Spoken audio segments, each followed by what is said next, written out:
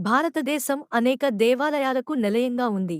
ప్రతిదాని స్వంత ప్రత్యేక చరిత్ర మరియు రహస్యాలు ఉన్నాయి. చమత్కార రహస్యాలకు ప్రసిద్ధి చెందిన భారతదేశంలోని 5 దేవాలయాల జాబితా ఇక్కడ ఉంది. 1. బృహదీశ్వరాలయం, తంజావూరు, తమిళనాడు.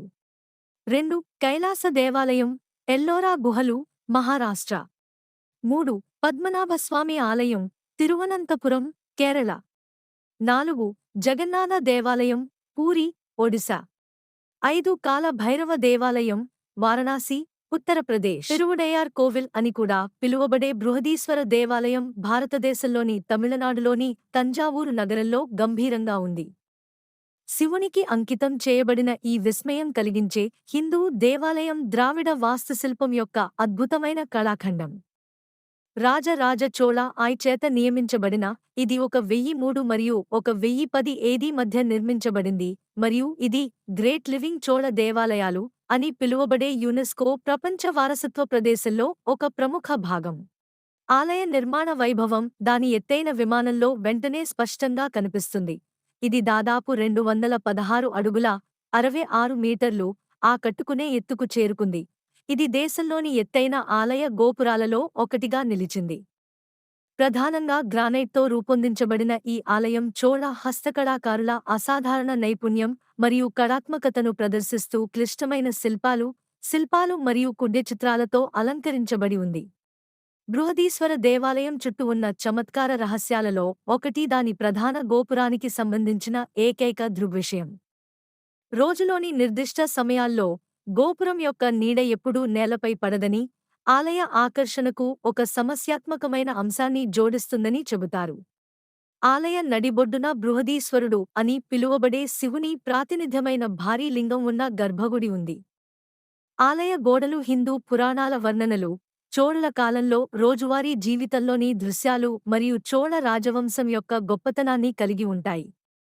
రెండవ ఆలయం భారతదేశంలోని మహారాష్ట్రలోని ఎల్లోరా గుహలలో ఉన్న కైలాస ఆలయం. కైలాస దేవాలయం ఎల్లోరా గుహలలోని ఒకే రాతితో చెక్కబడిన పురాతన కట్టడం. ఇది శివునికి అంకితం చేయబడింది మరియు గుహ దేవాలయాల యొక్క పెద్ద సముదాయంలో ఒక భాగం. మిస్టరీ ఈ ఆలయాన్ని ఎలా నిర్మించారనే దాని చుట్టూ ఉన్న రహస్యం ఉంది. రాళ్లను జోడించి నిర్మించే సంప్రదాయ దేవాలయాల మాదిరిగా కాకుండా కైలాస దేవాలయం పైనుండి క్రిందికి నిలువుగా చెక్కబడింది. కార్వింగ్ టెక్నిక్ మొత్తం ఆలయ సముదాయాన్ని రూపొందించడానికి ఒక భారీ రాతి రాళ్లను తీసుకుని దానిని క్రిందికి చెక్కినట్లు ఊహించుకోండి. ఈ నిర్మాణ పద్ధతి చాలా ప్రత్యేకమైనది మరియు పురాతన కాలంలో ఉపయోగించిన సాధనాలు మరియు పద్ధతుల గురించి ప్రశ్నలను లేవనెత్తుతుంది. దేవాలయం పెద్దది మాత్రమే కాకుండా చాలా వివరంగా కూడా ఉంటుంది. ఒకే శిల నుండి క్లిష్టమైన నిర్మాణాలను చెక్కడంలో ఉన్న ఖచ్చితత్వం విస్మయాన్ని కలిగిస్తుంది. చారిత్రక అద్భుతం ఆ సమయంలో అందుబాటులో ఉన్న సాంకేతిక పరిజ్ఞానంతో ఇంతటి భారీ నిర్మాణాన్ని ఎలా సృష్టించవచ్చో చరిత్రకారులు మరియు పురావస్తు శాస్త్రవేత్తలు ఆకర్షితులయ్యారు. కైలాస ఆలయాన్ని చెక్కడానికి ఉపయోగించిన ఖచ్చితమైన సాంకేతికతలు మరియు సాధనాలు ఒక రహస్యంగా మిగిలిపోయాయి, దాని చారిత్రక ప్రాముఖ్యతను జోడిస్తుంది. కైలాస ఆలయం ఒక అద్భుతం ఎందుకంటే ఇది రాళ్లతో నిర్మించబడలేదు, కానీ ఒకే రాతి నుండి నిలువుగా చెక్కబడింది. ఈ అసాధారణ ఆలయాన్ని రూపొందించడానికి ఉపయోగించిన పురాతన ఇంజనీరింగ్ మరియు చెక్కిన సాంకేతికతలలో రహస్యం దాగి ఉంది. మూడవ ఆలయం కేరళలోని తిరువనంతపురంలో పద్మనాభస్వామి ఆలయం. ఈ ఆలయం అనేక కారణాల వల్ల ప్రసిద్ధి చెందింది.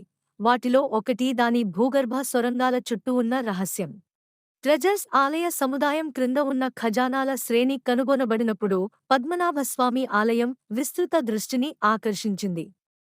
ఈ సొరంగాలు బంగారం, ఆభరణాలు మరియు ఇతర విలువైన కళాఖండాలతో సహా అపారమైన సంపదను కలిగి ఉన్నాయని నమ్ముతారు.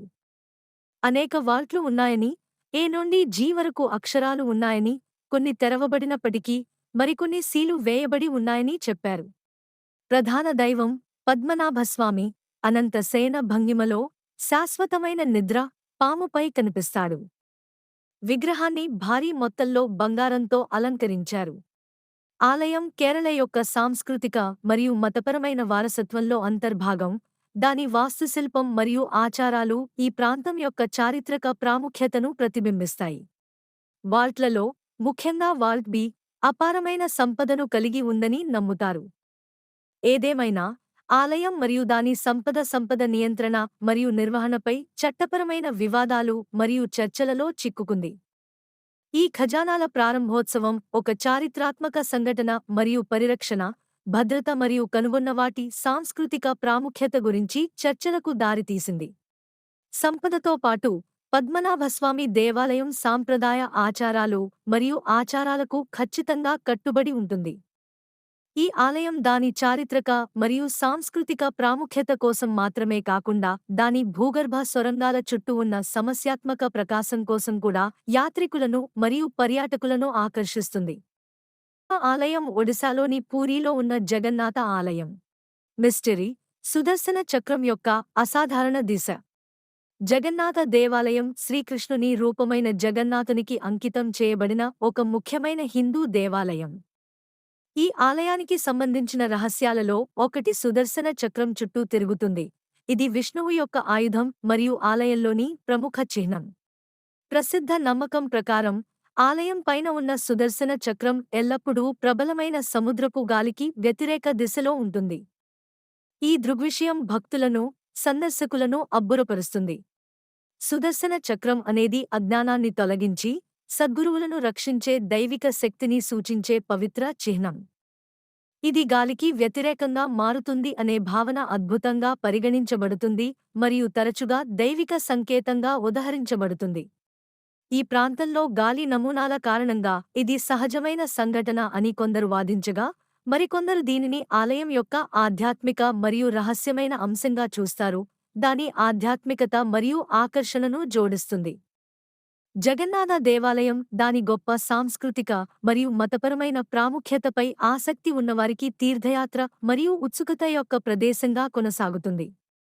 5వ ఆలయం ఉత్తరప్రదేశ్లోని వారణాసిలో ఉన్న కాలభైరవ దేవాలయం. కాలభైరవ దేవాలయం భైరవ భగవానుడికి మద్యం అందించే విశిష్ట సంప్రదాయానికి ప్రసిద్ధి చెందింది. నైవేద్యాలు సాధారణంగా పండ్లు, పువ్వులు మరియు ఇతర ఆల్కహాల్ లేని పదార్థాలను కలిగి ఉన్న హిందూ దేవాలయాలలో ఈ ఆచారం అసాధారణం. భైరవ భగవానుడు శివుని యొక్క భీకరమైన అభివ్యక్తిగా పరిగణించబడతాడు మరియు కాల భైరవ దేవాలయం అతనికి అంకితం చేయబడింది. దేవత తరచుగా కుక్కతో తన మౌంట్గా చిత్రీకరించబడుతుంది మరియు వినాశనం మరియు సమయంతో సంబంధం కలిగి ఉంటుంది.